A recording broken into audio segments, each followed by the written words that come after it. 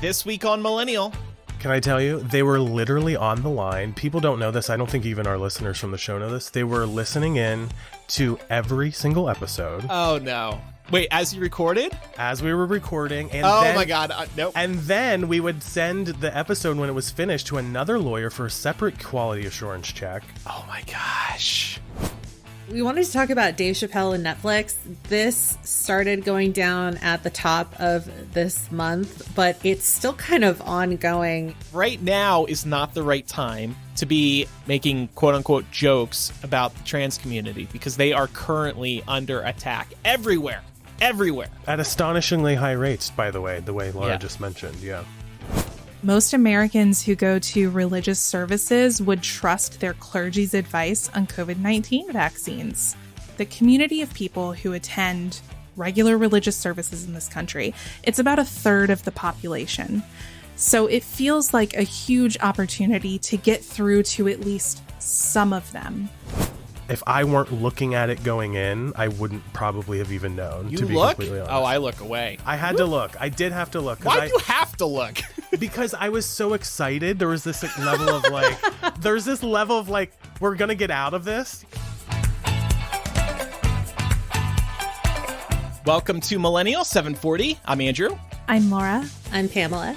And today we are joined by one of our longtime friends, John Thrasher, a podcaster himself, also formerly a Hypeable writer, and he's got a whole career going on in the world of true crime. Welcome, John, to the show. Hi, thank you guys so much for having me. Yeah, it's great having you on. We are going to talk about the true crime genre in podcasts today, and also about, how you've gotten involved with it. But yeah, we've known you for a really long time. You actually, I met you in 2007 in Pittsburgh.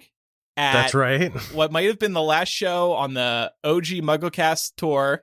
That sounds right. And we've been friends ever since. And yeah, then you got involved with Hypeable, and that's true. You even know Pam. It's like crazy. I know, it's crazy. Yes, I know you guys, and that's why I was so excited that we could make this happen. We had kind of been talking about having me on and having Laura on my true crime show for the last couple years actually. But yeah, I know everybody, Andrew. That's the story of today's show. I know all of you. I know deep secrets of all of you, actually. So, and now I forgot what I was going to say. Damn it! Yeah, threw you a little bit with that one, didn't I? I was going to say, is it going to come out now that some of us have paid for hotel rooms so that we could line up at the mall to get new Apple OS software when it was still being sold on discs? Oh my God, Laura, throwback moment for us. That's true, and that did happen. Laura, John, and I got together in Baltimore for the release of a Mac operating system, and we have pictures of us gleefully holding up the Mac software boxes back when updates came on CD.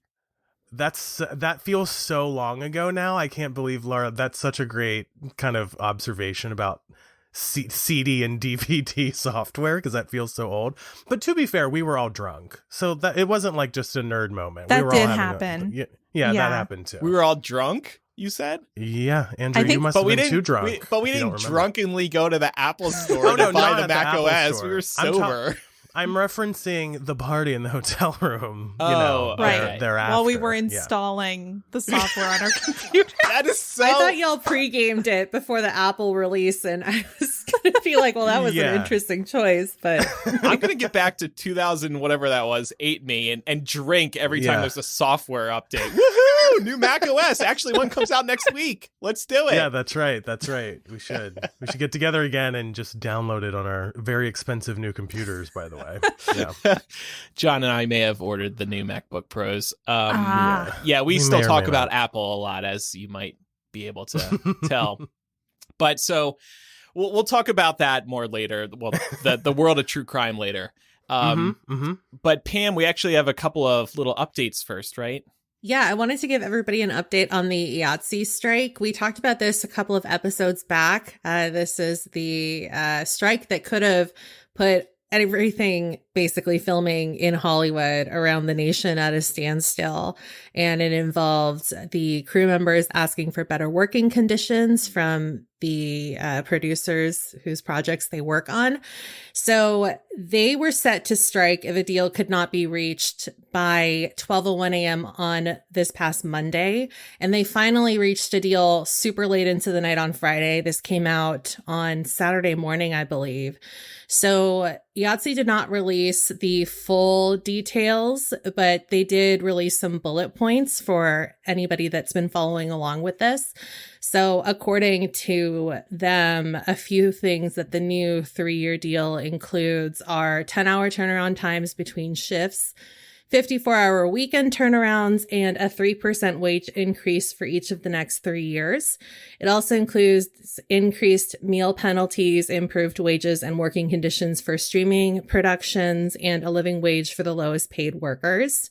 So on paper, this seems pretty good. But we actually have a listener who is a member of IATSE, and I reached out to her to see if she had a comment on this. You know, as somebody that is directly affected by this, they're going to be able to speak to what this means so much better than we are. So this is from our listener, Cherie, and hopefully I'm pronouncing your name right. Cherie writes, although a strike was averted, I do not believe that we are in the clear yet. The bullet points outlined in the agreement are very vague and underwhelming. Most people I have talked to are not happy. There still needs to be a ratification vote for the members to accept this agreement. I myself want to be able to read the full agreement before I make my decision, but there could be a chance that the membership votes no to the new agreement. I'm in my 5th year of my union, so these are unprecedented times. We all want big changes in this industry, and I don't know if we will be able to get everything we want this first go around. I'm proud of our unions for coming together to collectively vote yes on the strike. Without that authorization vote, the AMPTP would continue to take advantage of us. I'm living my dream, working in the film and television industry as a script supervisor. I'm on a show right now that I love, but not every show treats us with the respect or cares about our livelihoods. We deserve humane hours and an easier way to get our health care. They aren't raising our rates to compete with inflation. But thank you for continuing to talk about this on the show. The crew members of all of your favorite movies and TV shows needs your support right now. Thank you for sharing that, Cherie. So it sounds like we're not out of the woods yet at all. And honestly, I thought it was all over based on what I was seeing last week. Yeah, same. So I appreciate that. Certainly update. what the reporting has made it seem like. Right. Isn't that kind of interesting? Because when you look at all of these headlines that are summarizing what happened this past weekend, it all seems really good. And that's why it's important to keep listening to the people that are, directly affected by these changes, because they're the only ones that are really going to be able to say whether or not this is a good deal for them. So, okay. So we'll continue to watch this space. Couple other updates about us. First of all, we should have mentioned this last week. We are moving the release of the show to Wednesdays, and we are now recording on Tuesday nights. We actually decided a couple weeks ago during a After Dark on Patreon that for a few different reasons, it's way more convenient to record on Tuesdays. So that's an easy shift one day, and we're doing it now. And so now you can look forward to new episodes of Millennial every Wednesday. So just FYI there. Also, Laura, we have launched a survey. Yeah, the Millennial 2021 listener survey is now up.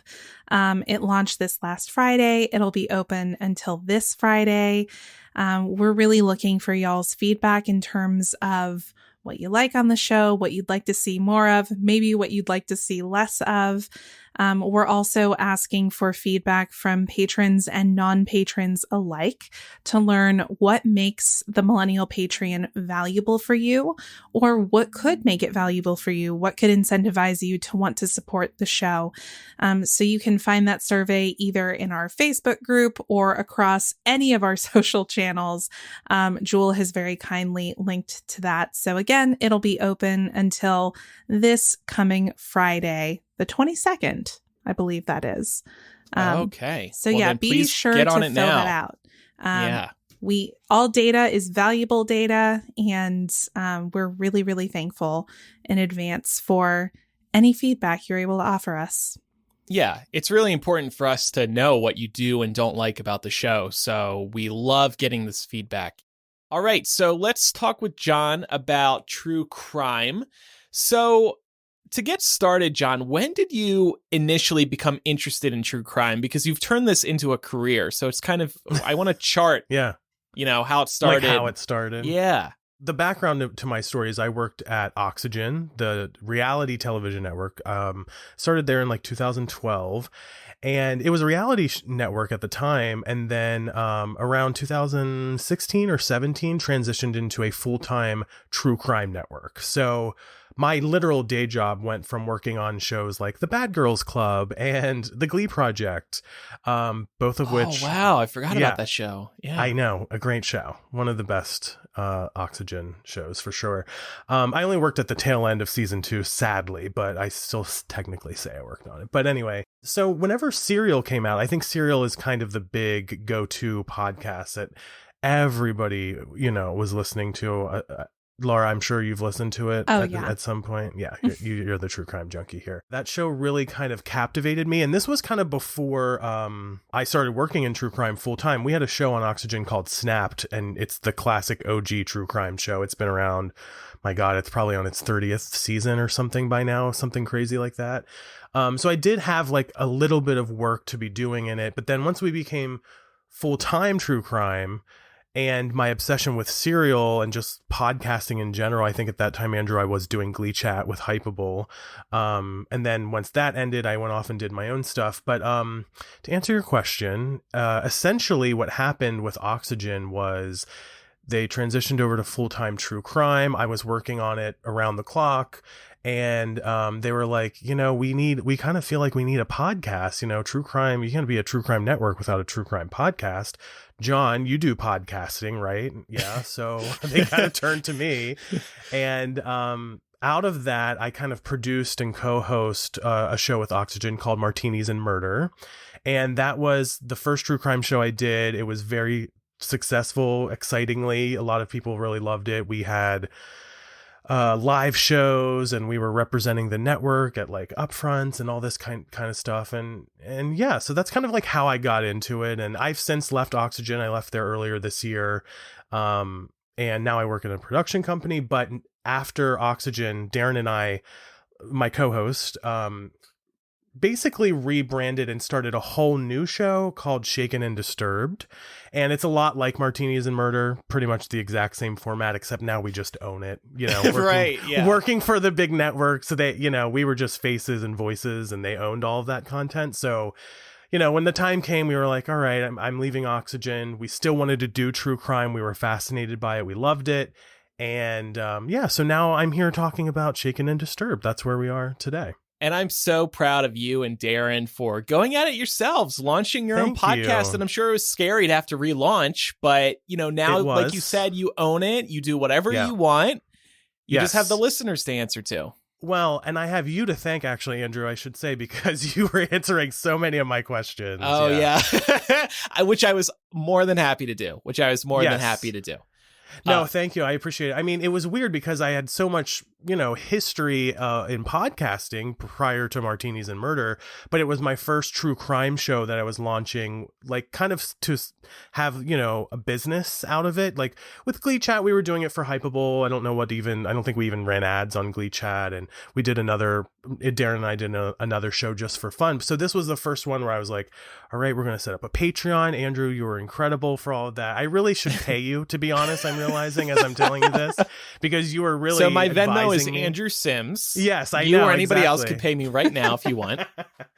Yeah, so thank you very much, because it's been a labor of love to get it off the ground, and we just launched in February. So well, I was so excited to help you because I love seeing people go at it themselves. And podcasts got their start because they were all homegrown. Yes. There weren't any of these corporate podcasts or anything. And then Serial, like you mentioned, came along, and then many more corporations got involved with podcasting. But back in the day, man, it was just us doing our thing. I was just going to say, you and Laura in particular, you guys were some of the first voices in podcasting. I don't know. Have you really kind of thought about that in terms of MuggleCast? And we definitely were very early, but I have to credit this bobblehead over here, my boy Leo. He got me into podcasting because he was doing it after getting kicked out of a television network. So that's how I discovered podcasting. But yes, we were very early. We were very, very early. I mean, I remember listening to MuggleCast on actually that kind of iPod, I think, that you have right there behind you. Back in the day. iPod video, I think it's called. Whatever it is, yeah. Mm-hmm. Now, I have a question for you and Laura. And I've always wondered this, these. But I'm glad John's here now, so both of you can try to defend yourselves. Sometimes I'll say on air, I'll be like, "Oh, Laura's a big fan of true crime," and she'll be like, "I am." And like in my head, I'm like, "Wait, she loves when people are murdered?" Like, wait, yeah. So why are you two fans of true crime? Because in one way, you could. It implies you like when people are murdered. Yeah. So I was thinking about this because I can understand why sort of on its face it could seem a bit odd. But when I think about true crime, I really feel like it's human interest, right? So there's so much that you can take away from true crime podcasts or shows. From a police procedural standpoint, if that's something that's interesting to you, from a behavioral psychology standpoint, if you're wondering how the hell could somebody find themselves in a position where they would be willing to literally murder another human being. There's also the element of closure for people. Some people find that really appealing about true crime when a case can be solved and families can receive closure on the loss of their loved one and know that justice has been served.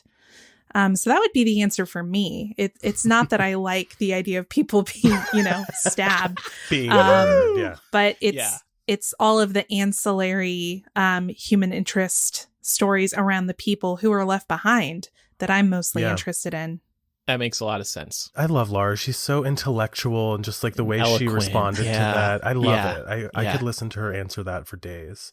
And yes, I completely concur. But to speak directly to, I think, the fan part of it, Andrew, I was thinking about this because there is a bit of a fandom when it comes to true crime. And there's a lot of similar behaviors to being quote unquote obsessed. I think you and Laura especially will know this as it applies to Potter and other things. There are conventions now. I've been to every crime con, since it started about 5 or 6 years ago. So there's this. Yeah, to everything Laura said. I mean, she said it so much better than I did, but I think there's also a thing too, because when I look at my Instagram followers, for example, that I know are listeners of the show or have followed along, or even, some of my surveys, in fact, from my shows in the past, I want to say 99.9% of them are young female listeners. I mean, it is overwhelmingly female. So the question I get a lot, and the New York Times actually did a piece about this and mentioned Martinis and Murder, which was incredible. Ooh. Yeah, I know. I was like, oh my God, Mom, I'm in the New York Times. But it's about the appeal of this, for lack of a better term, fandom to young women. And I always have said this, that to me, it just feels like women are the more intellectually, emotionally developed of the two species, especially at a certain age. I would say late 20s, mid 30s, which is like what a core true crime demographic is. There's just more empathy there. And to everything Laura just said, you want the closure. I think there's even an aspect of people that want to know how to defend themselves in some cases, or know how to see or spot red flags in other cases. Or, one of the things about true crime that differentiates itself from every other genre in media is it is reality, technically, yes, but they are nothing but true stories. Even reality television that you see, a lot of that's produced, right. They're real people, but they're produced. I almost liken true crime to documentaries, and why people like documentaries are probably the same reasons they like true crime. But it is one of those questions that there's no firm answer to any of it. There's no real understanding as to what it is. I think both of your answers were very, very good. I think people like to follow these stories. You just think about fictional crime novels too, and whodunits. It's all very interesting to people.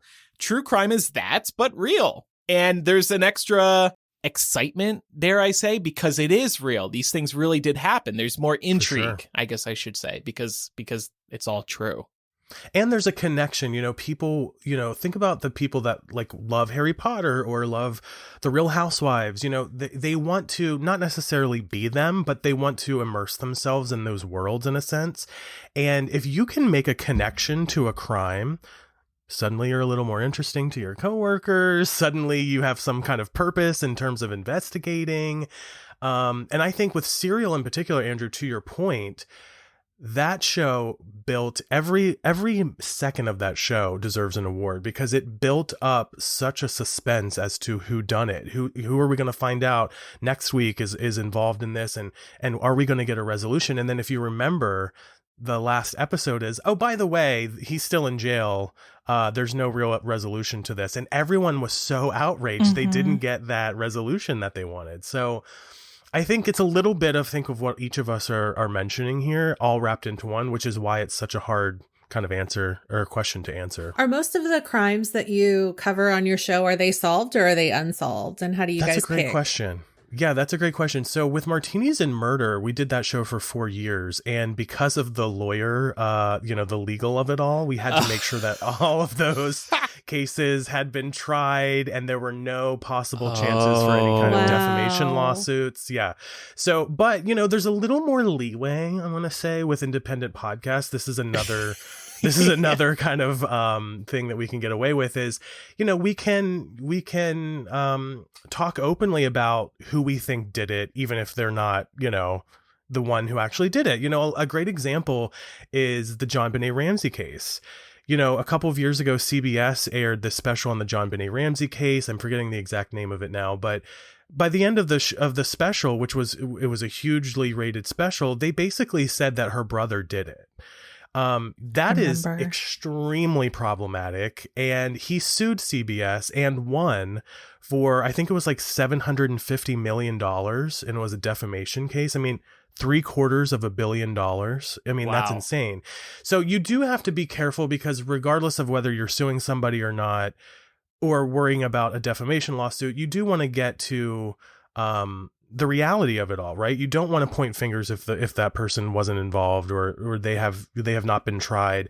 And that's something that we really take very seriously. So to answer your question, yes, most of them are, even still with Shaken and Disturbed, our latest show. We try to make sure it's easier to round out and won't get people, coming at us being like, we're suing you for $750 million because we don't have that. That totally makes sense. And something for other people, I guess, if anybody else is trying to get in on this true crime that's really to consider, because I wouldn't even think about that, Yeah, we would need way more Patreon listeners so we don't get sued for them and be able to pay that back. And I think, to be frank, and I think you were getting at this a couple minutes ago, because you aren't owned by a network, there's no network lawyers breathing down your back, who are paid to keep an eye out on everything.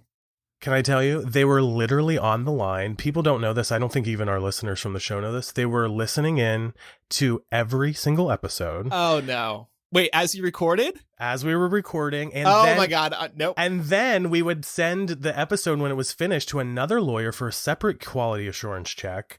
And by the way, very, very rarely, we got really good at knowing how to sidestep the details that would get flagged. So by the third or fourth month, we were totally fine with it. But they were running that through multiple filters. Wow. Fascinating. That sounds stressful. Mm-hmm. And it's very stressful. And just working in true crime television, even on the production side now where I am, I mean, there is so much legal vetting happening in the background. Everything from screen names being used on air to actual faces to any and everything is vetted and made sure there's no chance for any kind of legal problems, which, listen, it's a business. You got to make sure you keep an eye out for that type of stuff. I get it. Yeah, for sure. So I think one of the questions I wanted to ask is, why is this one of the most popular genres? But I think we've kind of answered that with your answers as to why. Yeah, I would agree. you two are into quote unquote true crime. Is it mentally taxing to be doing a podcast like this where you're always talking about this? I know you guys have fun on your show too, and I think a lot of true crime podcasts kind of have like a relaxed atmosphere. Yeah. So is it a lot for you? Do you need breaks? Yeah. It's a great question. You know, whenever I first transitioned into true crime at the network at Oxygen, when I was working on it around the clock as my full-time job, I think this was even before we launched the podcast, it definitely was mentally taxing. And then, you know, what happened is we had some shows where some of the victims' families would come in, and I was a digital producer, by the way, for Oxygen. So like, you know, a lot of the, for lack of a better word, talent, you know, they were victims, families, and people connected and experts of cases. They would come in, and I had the opportunity to interview almost all of them. And one of them that came in was a woman who had lost, I'm trying to remember her exact case. I'm forgetting the exact situation, but she was the mother of someone who had died. And I interviewed her, and at the end of the interview, she said, I just wanted to thank you so much for giving me a chance to tell this story, because 6 months ago, nobody knew this story. And I'm like, oh, right. This isn't just, you know, the Glee Project or Bad Girls Club anymore. These are real people's lives, and their life missions in some cases are to tell these stories and try to find justice for their loved ones. And when I reframed it in my head that like my work could be potentially impacting other people's lives positively like that, like specifically the victims' families, or as I was just mentioning, people watching who may learn something or see that missing poster sign or whatever on air and think, oh, I think I know who that might be. When you start thinking about how you're working and what it means to other people, it completely shifted my mind off of it. From there, I was like, something meaningful. Yeah, it was super meaningful. And like, listen, there's not a lot of meaning in reality television. We can all, I think, agree with that. You know, previously I was just, you know, going through the motions with getting what I had to do done for my job. But yeah, and then especially when we started Martinis and Murder, the podcast, and, you know, I had a chance to interview Dave Holloway, who is Natalie Holloway's father. Wow. Yeah. So, and that was creepy in a sense because he has the exact same eyes as Natalie Holloway. Like just looking into his eyes was a lot, and you could see and feel the pain and the hurt behind, you know, who, by the way, is still missing. I should mention Natalie Holloway.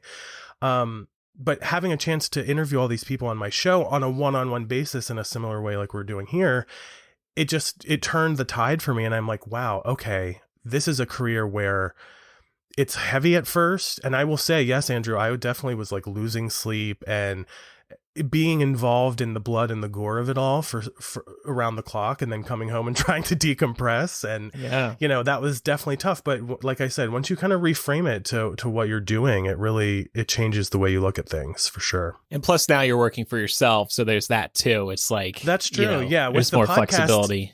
Yeah, with the podcast, that's true. I mean, you know, we get to choose, I think, a little more specifically what we want to cover. We are covering more, you know, missing people of color, which the mainstream media doesn't really seem to do. I hate the word mainstream media because it sounds very 2016 political. Yeah, it's a loaded term for sure. Words. Yeah, I hate mainstream media, but in this case, I think you know what I'm saying. But also I am producing, I did just recently contribute and help produce a special on Investigation Discovery. So I am back in my true crime television world, but so that's a TV channel, and you were in the credits for this report on Gabby, who we spoke about. Gabby Petito. That's right. Petito, yeah. Well, I mean, that's, you know, of course it's unfortunate circumstances, but I know it's exciting for you to have your name in the credits because you're putting a lot of work into this. Oh my God. I mean, you know, so that's my day job. I should say Shaken and Disturbed is kind of like my side project. My day job is working at this production company that produced this episode for Investigation Discovery. And yeah, it was cool because, you know, I had been on the network side doing marketing and digital production. And like, you don't get credits for creating anything on air. You're kind of the web person, essentially. So to work on something that actually aired, you know, I did a whole segment, a whole package is what they call it, on that special. And that was another example. I mean, I was, and that's another example of somebody that's still missing. Gabby Petito was found, but her alleged killer, Brian Laundrie, her boyfriend, is still missing at this point. So, contributing to that and hoping that, even if he isn't the killer, we have to be honest, we have to be open. He hasn't been tried. John, the lawyers aren't listening right now. All signs are pointing. That's true. All signs are pointing to Brian Laundrie, but just as a professional, Andrew. But that was one example of working around the clock on that special, and getting my first on air credit was really cool. And, it just felt like maybe someone's going to watch this and maybe they'll spot him out somewhere, and maybe we'll find justice for this family that's mourning the loss of this woman, Great point. I just wanted to say how proud, I know we all are, but I'm really proud of you because as you established, we've known each other for a really long time. Yes. And you're a humble person. So you haven't shared all the various projects that you worked on leading you up until this point. But I know that you've worked really hard, and it's been a labor of love for you. And I'm just so happy to see you doing something that you love and something that you think, that you're feeling like genuinely makes a difference. Well, thank you, Laura. Especially as a fan of the genre myself. And that's right. As someone who sees the difference that it makes, I'm just really, really happy and proud of you. Well, thank you. Oh my God. What an emotional moment. Andrew, are you going to start crying or anything? So, John, just to reiterate, he's going to hang around for the rest of the show, but John's podcast is Shaken and Disturbed. It's available everywhere, I presume. Yes, that's true. Any particular links you want to plug or anything? Not necessarily. You can follow us, anywhere. We always kind of promote things on our own social. So you can follow me at J Thrasher.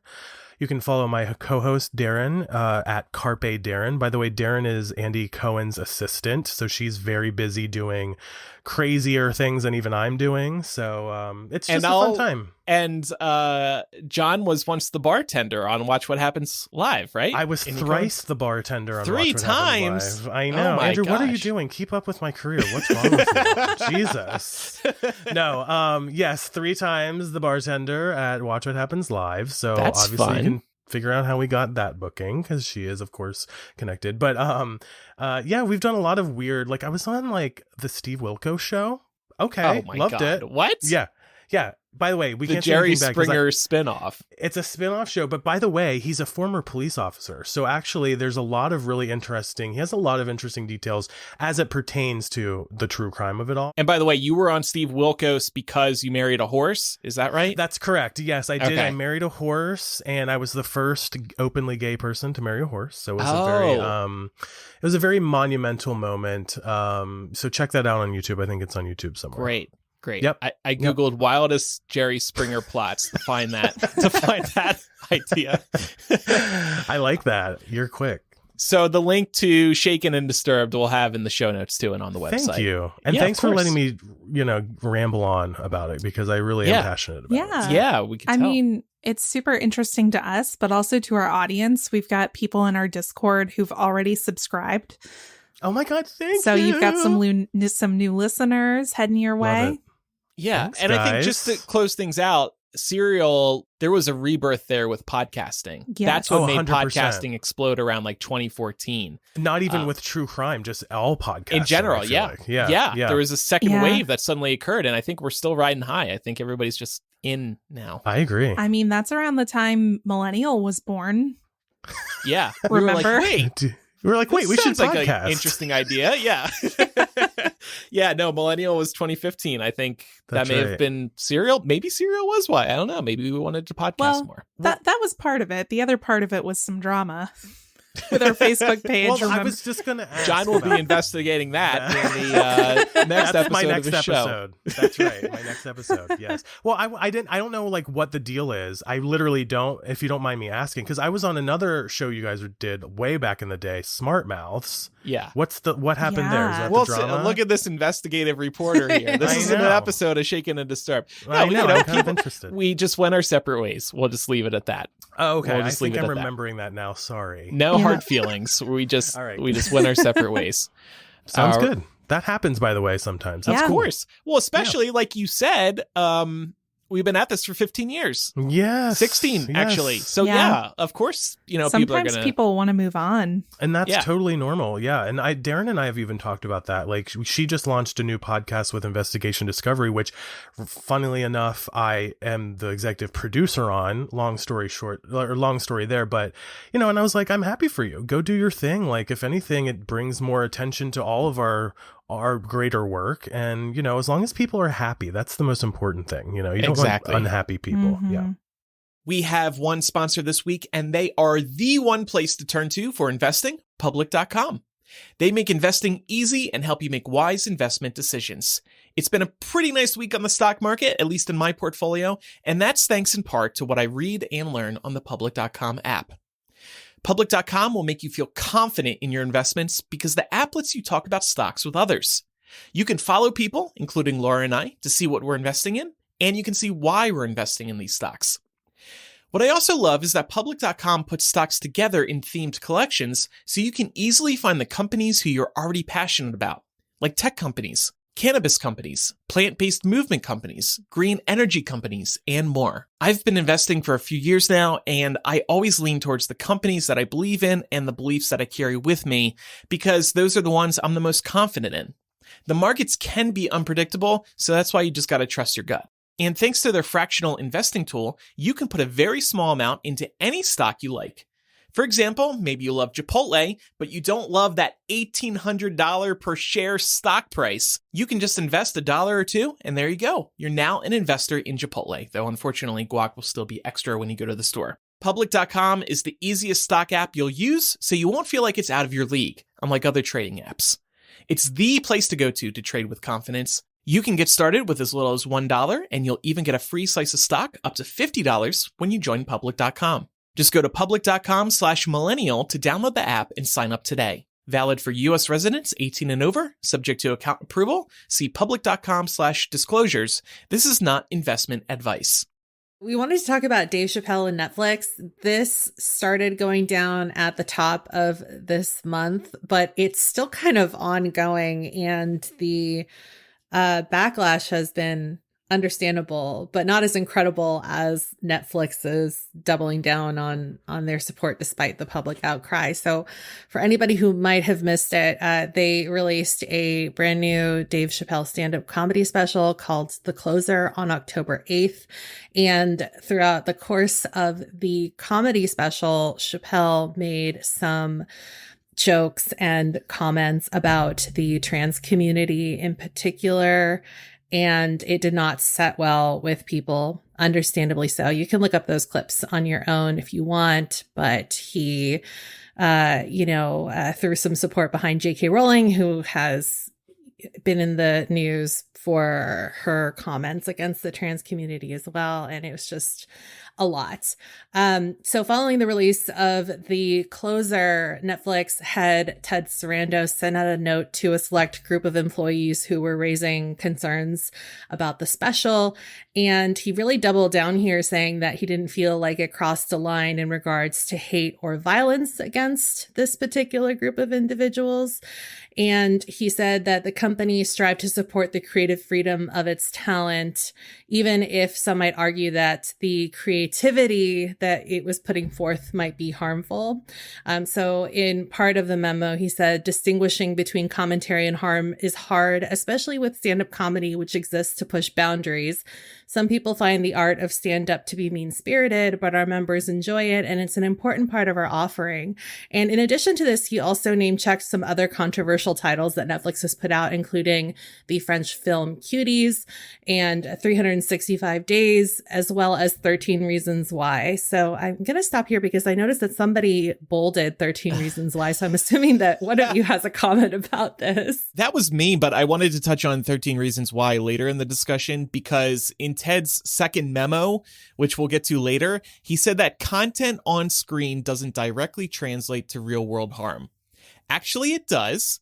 And Netflix knows it, because after 13 Reasons Why, which involves suicide, was released, they added warnings to the show because they knew it could be dangerous to viewers. So when Ted says content on screen doesn't directly translate to real world harm, he's being hypocritical and he probably knows it. Something else that I would add about 13 Reasons Why is that I believe that after the fact, several months after the show was released, they edited out a particularly gruesome suicide scene from one of the final episodes of the first season.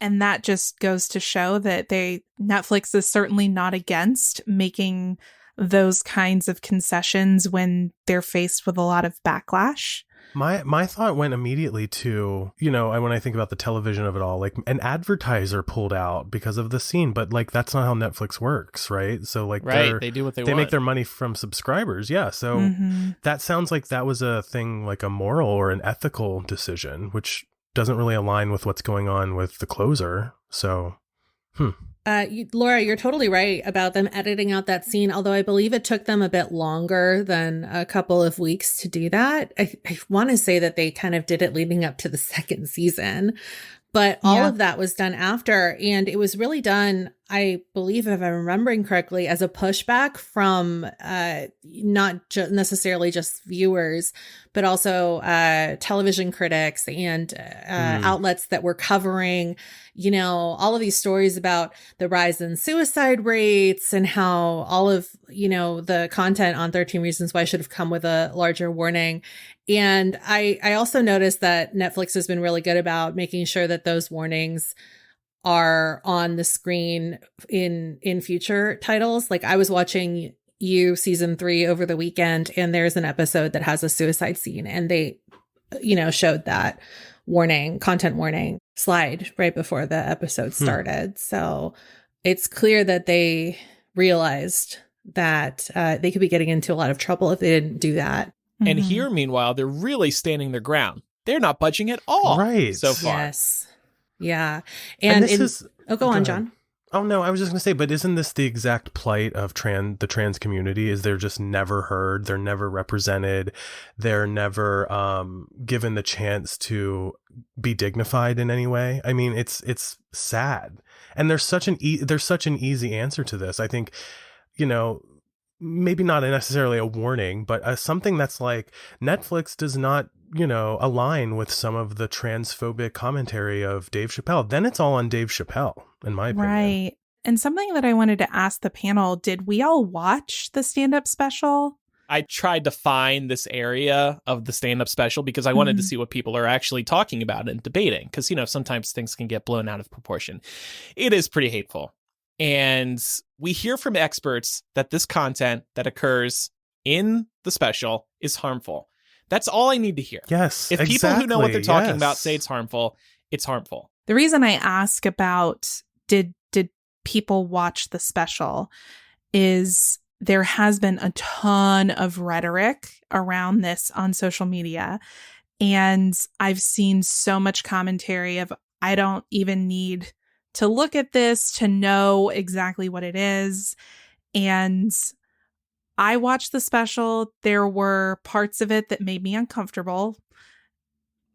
And, that's for me to sit with, right? That's for me to voice to Netflix. That's for me to voice directly. If I want to rage tweet at Dave Chappelle, I can. That's the point. There's no such thing as consequence-free speech. So Dave Chappelle and Netflix are welcome to put out the content that they agree upon. But they're also going to hear about it from their viewers and their stakeholders, which is, I think, part of what Pam is about to go into here. Yeah, the reason that this story is still making headlines is because of some of the aftermath that has transpired since people started speaking out about this. First, there were 3 employees that were suspended, one of which includes a trans engineer named Tara Field, whose Twitter thread about the special went viral. Teacher reports that a source later confirmed that they were suspended for attempting to join a quarterly meeting meant only for directors or vice presidents and not because of their comments.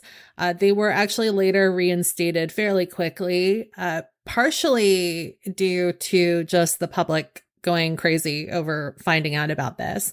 And that also, wasn't a good look. Yeah, also partially because they apparently did do an investigation, which wrapped very quickly, in which Netflix said that quote, the employees genuinely didn't feel that there was anything wrong with seeking access to the meeting, and that going forward, they were going to make it very clear who was allowed in the room where these meetings were taking place, which is such BS. May I interrupt just for a second? Was it an email asking to be a part of a Zoom, or were they like barging down the doors in a physical location here? I mean, what's the extent of them asking to be in a higher level meeting? Right. So this was not made clear in the article that I read, but I feel like it was probably a virtual meeting just because. That's what I heard. Yeah, of the virtual walkout that's set to take place later on this week. And so it sounds to me like most people at Netflix are working from home. So in addition, there was also an employee that was fired for leaking confidential financial data to Bloomberg. And this financial data detailed kind of basically what Netflix was spending and what it was earning based on how much they paid for these specials. By the way, that one I agree with. Yeah. So that's a completely different case, but it is unfortunately linked to this. And again, it's just not a good look after they decided to suspend these 3 other people. So per the leaked data, Netflix spent $24.1 million on The Closer, which is the Dave Chappelle special that was just released. And they spent $23.6 million on 2019's Sticks and Stones, which was Chappelle's previous special with the streamer. And this is where it gets interesting, because that special really only generated about 19.4 million after the viewership and the streaming and things like that. So it just kind of goes to show that even though Netflix took a little hit in 2019 with investing on the first special, they clearly felt like it was, worth it to spend a little bit more for the second.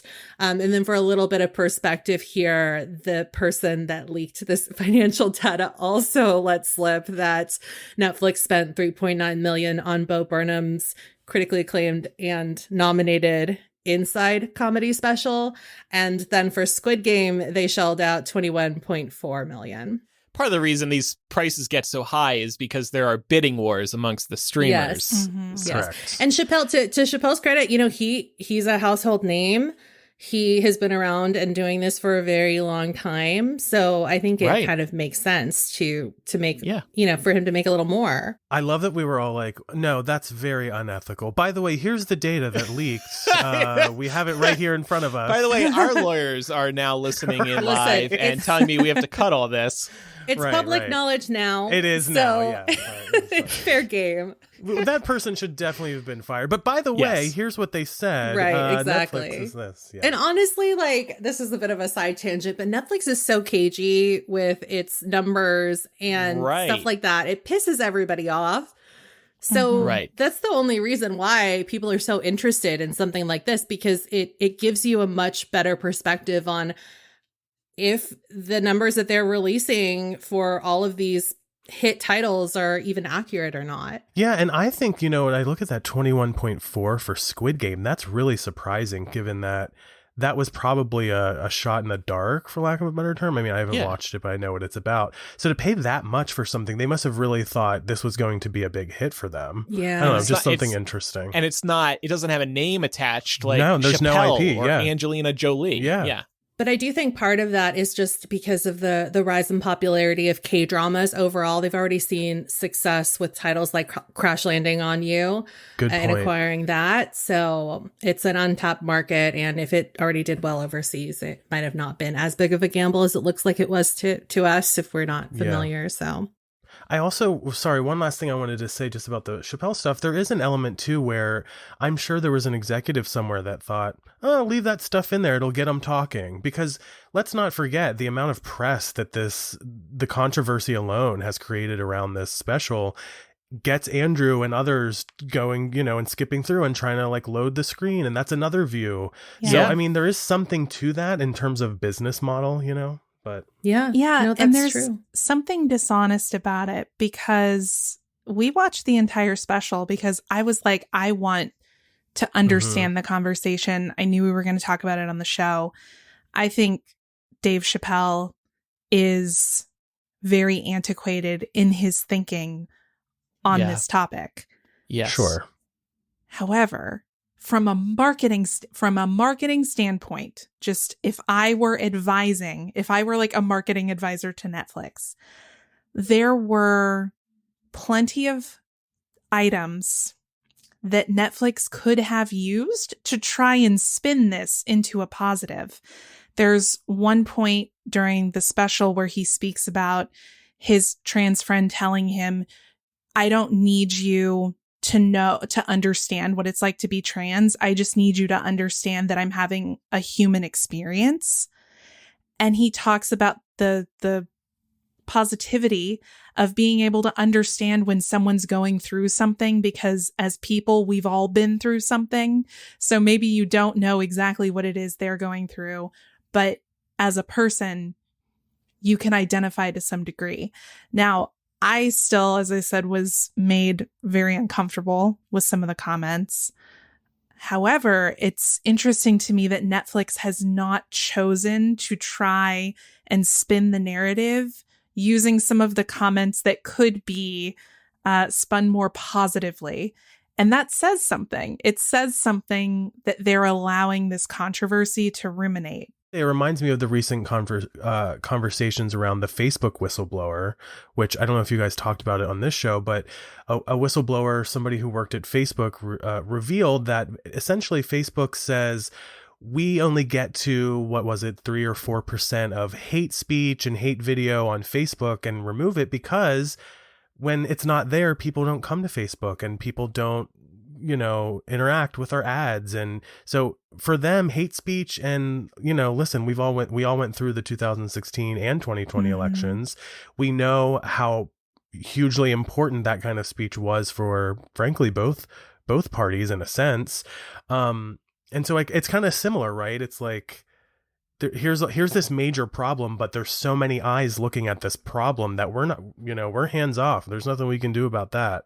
And in the end, people are, getting a lot of money out of that, which makes it feel awkward and uncomfortable. But it's sad. I think, Laura, the problem with his story about his trans friend was that, to me, it kind of came off like he was just covering behind this story. I'm not hateful. Look at I have a trans friend. Right. I can't, how could I be hateful when I love this person to death? So I think there might be a little bit of that going on there. Sure. In terms of like Chapelle and Netflix execs deciding like what to keep in, I would bet a lot of money that part of the agreement with Chapelle was that he has creative control. They can't cut anything unless they get his permission.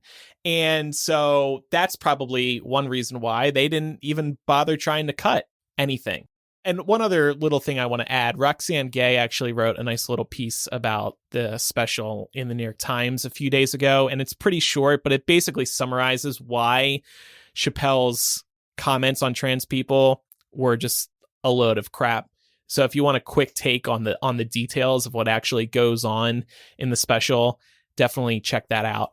And then the final thing I'll just add real quick is I did watch other parts of the special, and he is damn funny. I mean, yeah. I was busting out laughing sometimes. He is an iconic comedian, but with this, he did go too far because it is harmful at this stage, especially. And I think Laura hit the nail on the head where, with her thoughts on how Netflix really is not doing a good job of controlling this narrative.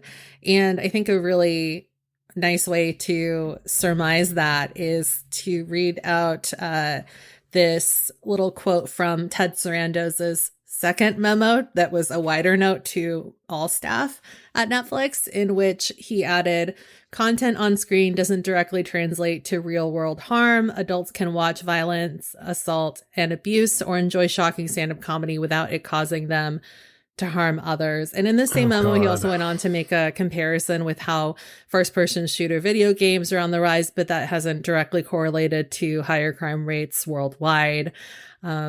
It's just a very different case to compare, trans lives, which are very much, in danger in America, to video games and crime rates. So. There's a big difference between right and wrong, which I think we can assume most people watching Netflix can ascertain.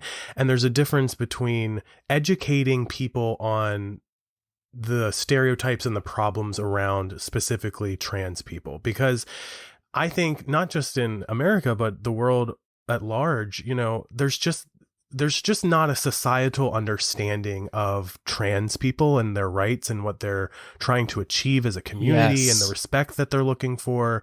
And that's where the harm comes in, because what's happening is 15-year-olds are going to log in and watch this, and they're going to repeat these words in school, and it then perpetuates an endless system of hate and rhetoric that only even subconsciously like makes people hate trans people. And it's like, we've been through this as humanity how many millions of times at this point, with you know, with gay people, with the civil rights movement in America, and so many other oppressed minorities. It's like, to me, it's like, I can't understand how people at Netflix and beyond aren't understanding this. So it's confusing. Yeah. Well, and this comment really rubs me the wrong way about, you know, first person shooters.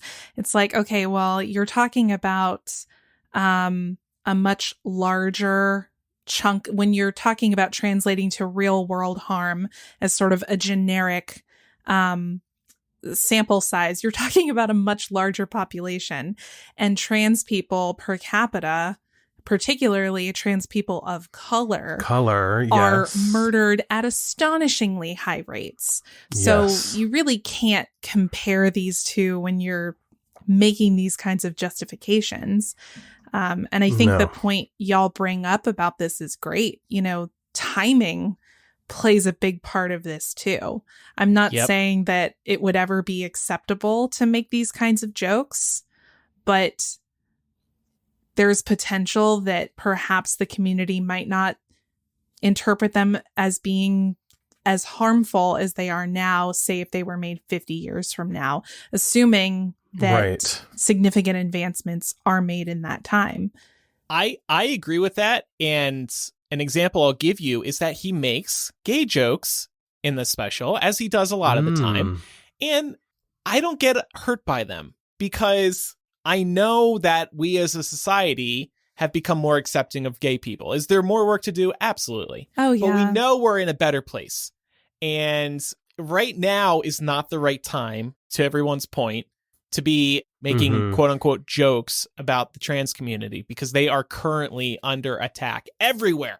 At astonishingly high rates, by the way Laura just mentioned. Yeah.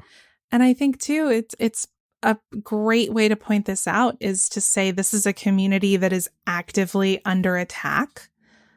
So it's not appropriate. Yes. Bingo. Perfectly said. We solved it.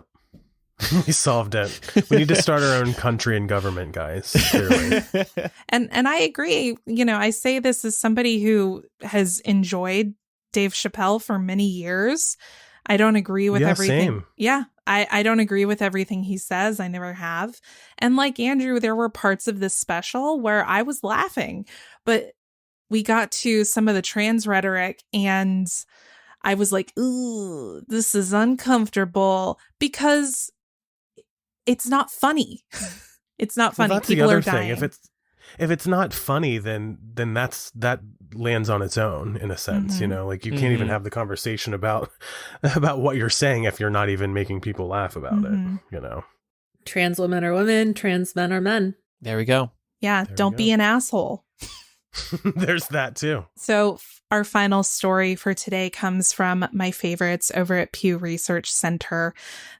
So they've recently done a survey, actually as of September of 2021, finding that most Americans who go to religious services would trust their clergy's advice on COVID-19 vaccines. So there's obviously enormous potential there, but digging into this data, I was really interested to see what their findings were. So first of all, want to point out that 64% of respondents to this survey reported having attended a service in person in the last month, which is up from 33% in July of 2020. It's a pretty big jump. People are starting to go back to regular life. You know, churches and various religious institutions are starting to open their doors, there has also been a decrease in the amount of virtual services happening because of this. So along with this increase in in-person attendance to churches, 6 in 10 U.S. congregants, or 61% of the people who responded to this survey, say that they have at least a fair amount of confidence in their religious leaders to provide reliable guidance about getting a vaccine. So then, this is the part that kind of floored me, because this was not the data I was expecting to see from this survey. Given that, why do more than half of U.S. congregants, or 54% of people surveyed here, say that their clergy haven't said much about the vaccines either way? I have thoughts. I would love to hear them, particularly because I was not raised in a religious context. So I'm coming at this with the understanding that I may be missing something here. Well, so you're asking, your question is, why haven't the leaders of these churches said something either way? Yeah. Right? I think it's political. I really think that it all has to do with these are public figures. They are the leaders of their small communities in a lot of cases. And they probably just don't want to get into a political war. And frankly, let's be honest too, in some of these bigger churches, they're making money off of these people that are coming to their churches, tax-free, I might add. And they don't want to piss somebody off and have them not show up to their church one day, because even a 5-10% change in that can drastically change how many private jets they can buy. Well, can I tell you, I worked on a show called Preachers of LA, and it was these super preachers. I swear I'm not just obsessed with myself. I just have random weird connections. No, we love to a lot of these cases, or a lot of these topics. And it was these super preachers who had literal private jets, and they made all of their money off of their congregation and not having to pay the taxes and things like that. So I think to answer the question, Laura, it is that they don't want to lose, what's the word, like membership, not membership, but attendees, even attendees. Yeah. Because it is their way of life. They want to maintain, and to their credit, they want to maintain their own sense of normalcy, right? They want to maintain their own, whatever lifestyle it is. So that's my guess, because I'm also here in a small town in Maryland, and the conversations that I hear over here at the grocery store and beyond are just very similar to what I just shared. But that's just my thought. I mean, I could be completely wrong. Like you, Laura, I wasn't raised in a religious household, so I can't really speak directly to that. I think your ideas are correct, at least in some cases. But to add to that, we've also spoken about, I think, on this show over the years, that the number of people who are practicing any religion are on the decline, and it varies depending on the religion. They don't want to increase the rate of people who are leaving. And I agree with you, John. This, unfortunately, is a very political issue. And we know that a lot of these people who are attending church, maybe especially who are evangelical or Christian or Catholic, a lot of them watch Fox News. A lot of them, will watch CNN and MSNBC, but they'll get a lot of news from Facebook as well. And bottom line is, everybody's got a strong opinion on the vaccine. And these preachers don't want to wade into it for the reasons that John just said. So I want to challenge your assumptions here, because I had to challenge my own assumptions when going through this data. So digging into specific sects, 73% of evangelical churchgoers are saying their clergy also has not said anything one way or the other. Now, I'm going to check myself right here and say that I was expecting to see that evangelical churches were coming out strongly against people getting vaccinated. Like, I would have thought so too, 73, because you see the headlines. Yeah. But they're actually just not saying much of anything about this, which was surprising to me. It was a good gut check moment. On the other hand, most members of the historically Black Protestant tradition say that their pastors have encouraged them to get vaccinated.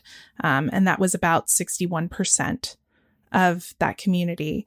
So we're seeing that Black churches are doing a much better job of this than most other congregations here in the United States. So I wanted to ask, first of all, are any of these numbers surprising to us, or is it just me? Did I go into it with my own like preconceived notions about what churches were going to be doing or not doing? This is good news to me, because one thing I was thinking while reading through the discussion was people have a deep respect for their religious leaders. They listen to and follow every word these leaders say. Many of these leaders have been in their lives and in their families' lives for a very long time. It actually kind of reminds me of podcast hosts and radio hosts and television personalities.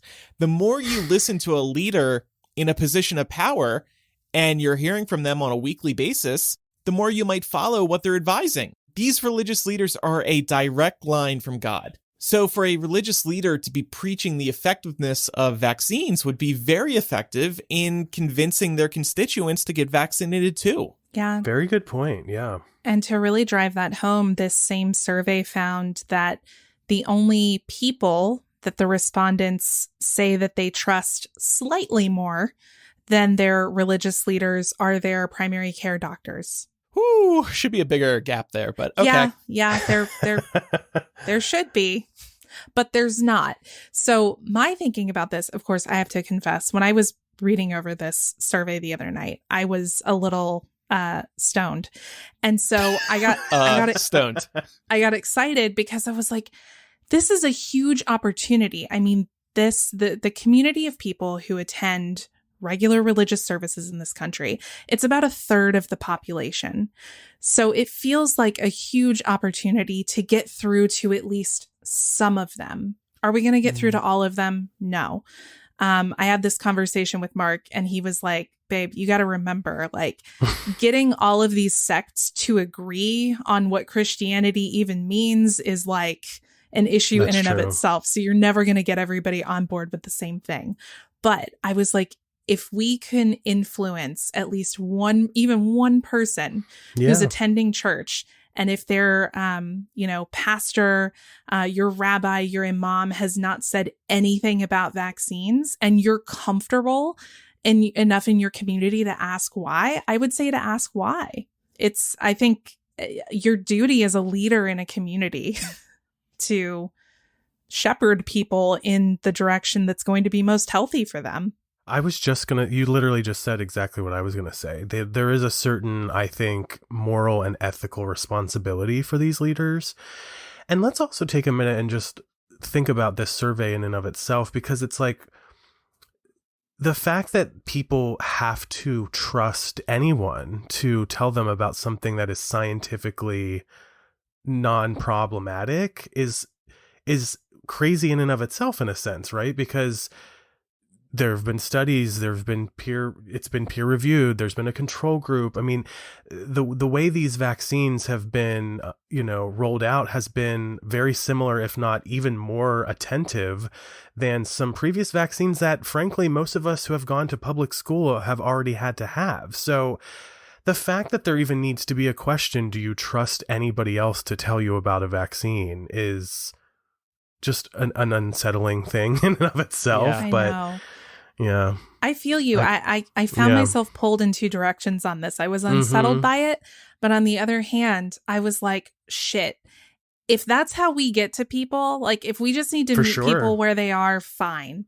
And I want to call out Tracy here in our Discord. Tracy is a youth minister in an Episcopal church and says our bishops have highly encouraged the vaccines and made rules for local parishes about vaccination and mask wearing.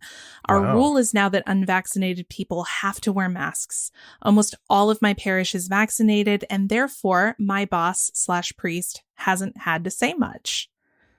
That's great. I mean, if you look at a lot of headlines about this situation, you normally hear about like these mega pastors who are going out and being like, don't believe the vaccine. It's going to kill you in 10 years. Stuff like that. You never hear the good stories like this. But there have been some. I know that like early on in the vaccination rollout process, you know, people were talking about religious exceptions.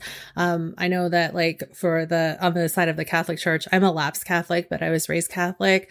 There have been some priests and also some archbishops, I believe, that have encouraged vaccination. And the Pope was in the news, I think just a few days ago, talking about how he thinks that the patents should be released so that more people around the world that haven't been able to get vaccinated can get vaccinated. So that's like the head of the Catholic Church essentially saying that everybody should, you know, and a lot of people are really pissed off about that. I went to church a few months ago for my grandma's funeral, and they were really strict on the rules there. Everybody had to wear a mask or they couldn't come in. They wanted even masked people to be sitting like within immediate family groups and to have like room between pews and stuff like that. We had quite a few people show up because my grandma was a popular lady, but it was just really nice that like, that's cute. You know, the church was the one enforcing the rules so that we didn't have to worry about that. Yeah. You know?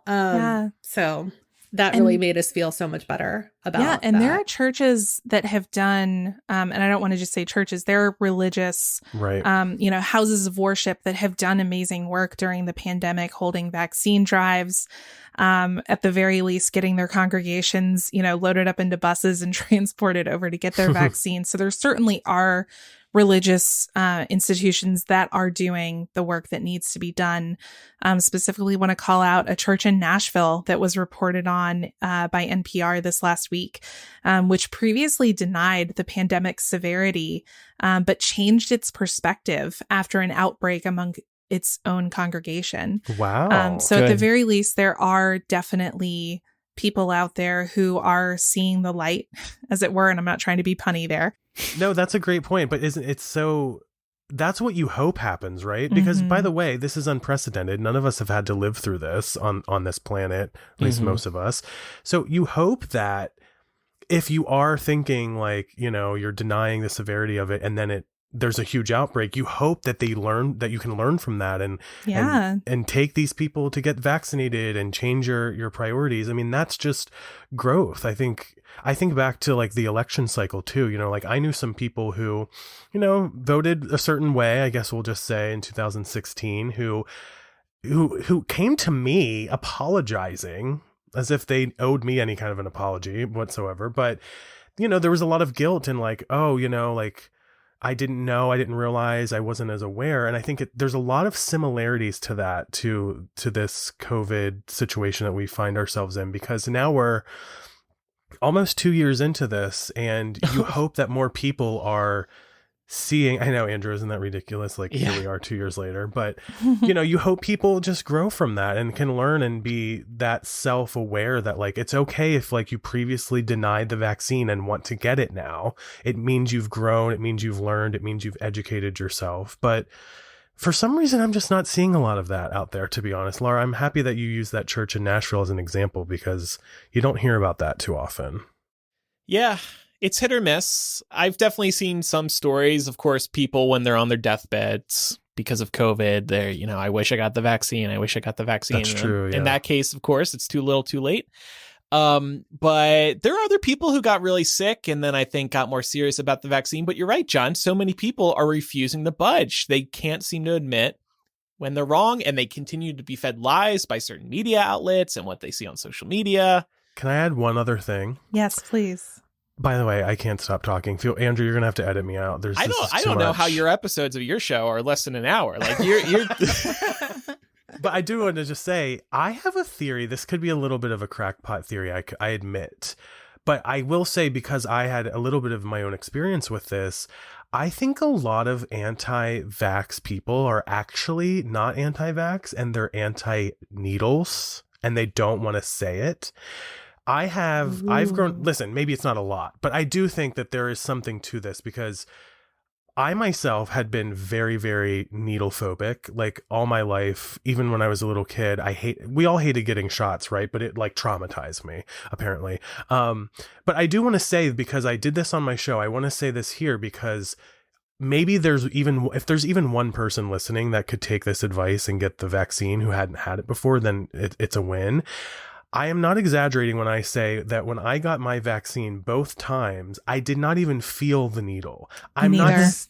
No, yeah. Did anyone else? I'm assuming you're all vaccinated. I don't even know. Oh, yeah. Honest, but Yes. We have a strict Just making vaccination rule for this panel. for the Zoom. Yeah. That's good. That's good. You have to submit your ID card through vaccination card through Zoom. No, but yeah, you're right. I There's think something to people it. see photos and they get a little skeeved out, seeing that needle Yeah. go into somebody's arm. But, you know, Absolutely. on the other hand, you got to show people getting the vaccine. I think that also builds Yes, trust. definitely. So it's, you know, it's tough.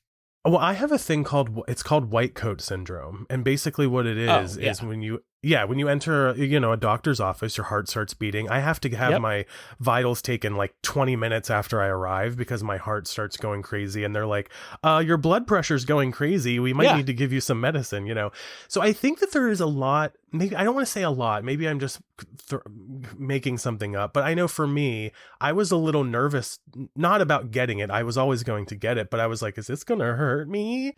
No, I mean, I was nervous when I got my first vaccination. And, you know, they do the vitals and they noticed that my blood pressure was high. And I think she literally said to me, "Are you nervous?" I'm like, no, what are you talking about? I just preface everything medical with, I have anxiety. I don't have high blood pressure. Yeah, I need to start doing that. Doing that. Same. I'm a little nervous. This is for anyone who's listening who may be worried about the pinch or the feeling or whatever. I am not exaggerating, did not feel it. If I weren't looking at it going in, I wouldn't probably have even known. You to be look? completely honest. Oh, I look away. I had to look. I did have to look. Why do you have to look? Because I was so excited. There was this level of we're going to get out of this, Now in retrospect, it's hilarious to think that we were ever going to get out of this. But at that point, I was like, it's happening. Oh my God. I was just, God. You weren't taking a picture, were you? Some people took a picture as they were getting it. Maybe I did take a picture. Look at Andrew. this social media star. The only reason that there's a picture is because I ran into somebody there that also was getting their vaccine and she took a picture of me getting it. Oh, yeah, that's a good friend. Sweet? Yeah, she is a good friend. Yeah. In John's defense, I looked too. Both times. Yes. Why do you want to look? Do you want to make sure it's going in? No, I have morbid curiosity. There's something to that, yeah. I didn't look. I didn't even look at the box. Oh, yeah. Watching them prep the needle and stuff. No, I didn't even look at that at all. I was I was just tuning out. Yeah. But you are right, John. You don't feel it. You don't. Well, closing thought here. I was wondering, I wanted to take y'all's temperature.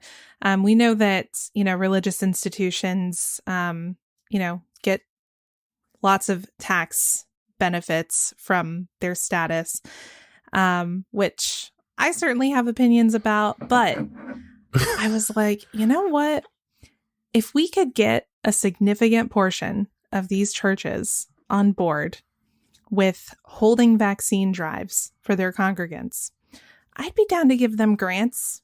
There would have to be stipulations about what they could use the grant money on, but I would be down. And that's like probably the one and only instance where I would personally be okay with federal money going to these private institutions. I wanted to get y'all's take on that. Given how close that the constituents feel with leadership in these houses of worship, I would be down for it because I really do think it would work. People who attend these services really trust these people. Like I made with the podcaster example before.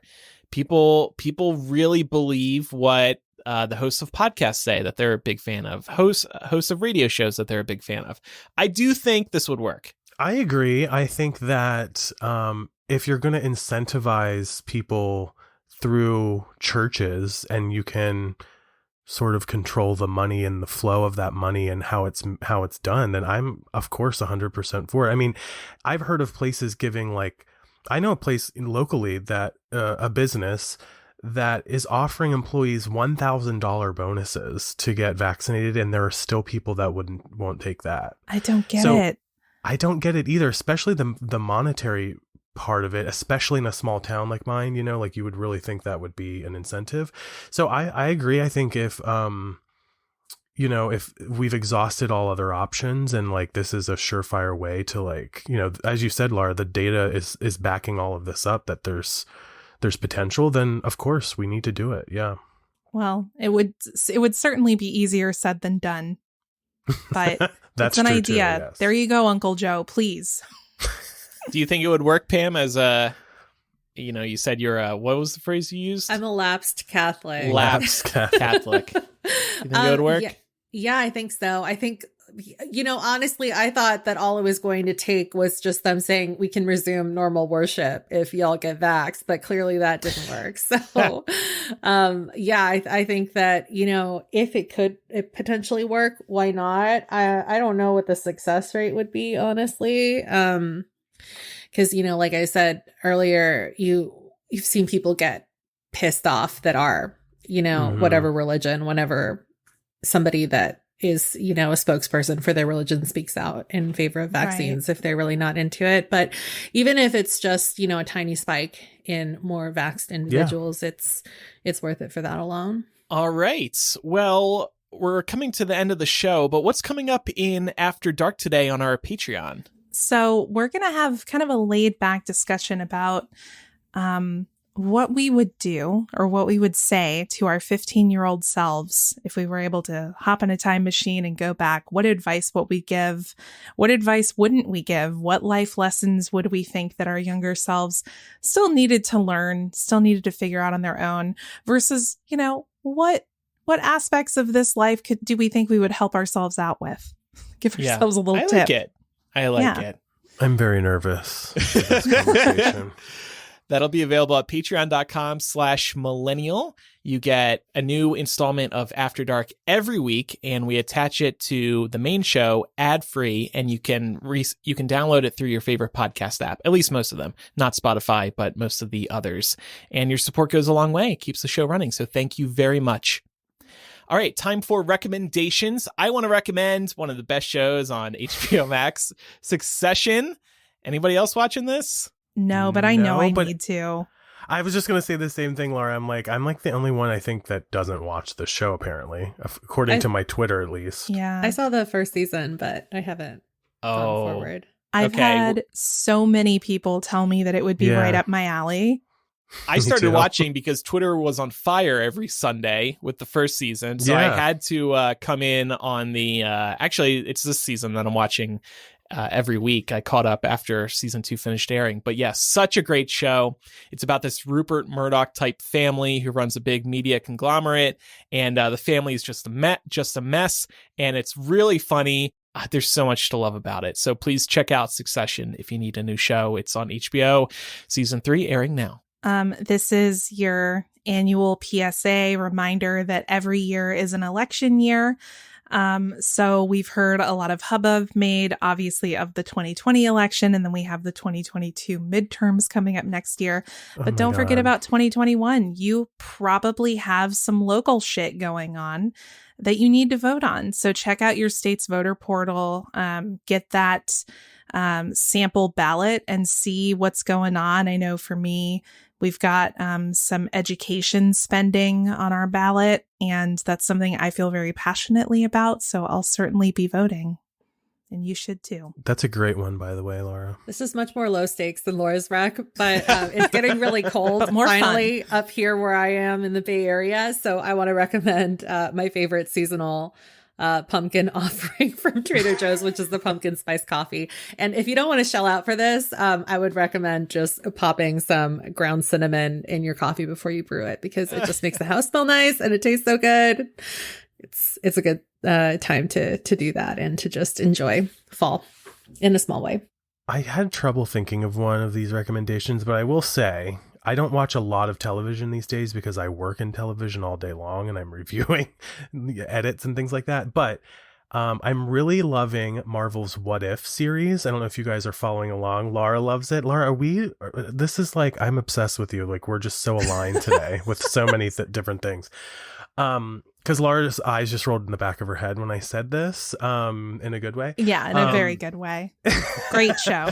I was expecting not to really like it because I'm not a big animated series fan. It turns out it's incredible, a must see, and a lot of your favorite characters came back to voice these characters, so you can catch it on Disney Plus. I feel like I'm reading an ad, but whatever. Use code Shaken and Use Disturbed. code, yeah, Shaken and Disturbed. And actually, speaking of off. that, so John, thanks so much for joining us today. It was wonderful having you on. You fit right in. God. We had a Please, great can time. I come back like every week? Like I'm obsessed with this, and this was like the most fun I've had all week. You could definitely come on again. Maybe I'm anointing I was you just as. kidding, but thank you. Don't take this the wrong way, but I'm anointing you as my substitute. You can be Oh, my I sub love if it. I ever miss the show. Yeah. Okay, And I thought you thank might take that the wrong way. Like, oh, no, I get it. I can only come on when you're not here. No, I'm good. Thank you. I appreciate that. Well, thank you. Yeah. Thank So you. again, John's podcast is Shaken and Disturbed, and you can find a link in the show notes. And Laura will be on at some point, I think, as a big true crime fan. I'm so excited. We're gonna talk right after this and book you immediately. Absolutely. Yes, perfect. Yes. And actually, Laura, you should bring up whatever like case you've always wanted to talk about. We'll do that case. So think about that. Man. Maybe some of your listeners could give you a suggestion as well. We take a lot of case suggestions. Ooh, it's an intimidating thing. I want to pick the right Laura's stroking case. her chin right now. She's like, Yeah. this is my moment as a true crime podcaster. But by the way, guys, thanks so much. I really appreciate you letting me ramble. I think Andrew, you're gonna have a lot of editing to do. I apologize. You're fine. Not too much. Yeah. Okay, fair Yeah. enough. Thanks, All good. guys. All good. It was really great. A Thanks. couple other reminders. Make sure you're following the show for free in your favorite podcast app so you never miss an episode. And while you're there, please do leave us a review. If you have anything to say about today's episode, you can contact us by writing directly to millennialshow@gmail.com or by using the contact form or anonymous confessional on millennialshow.com. And finally, follow us on our social media channels. We are Millennial Show on Instagram, Twitter, and Facebook. Thanks everybody for listening. I'm Andrew. I'm Laura. I'm Pamela. And I'm John. Bye everyone. Bye.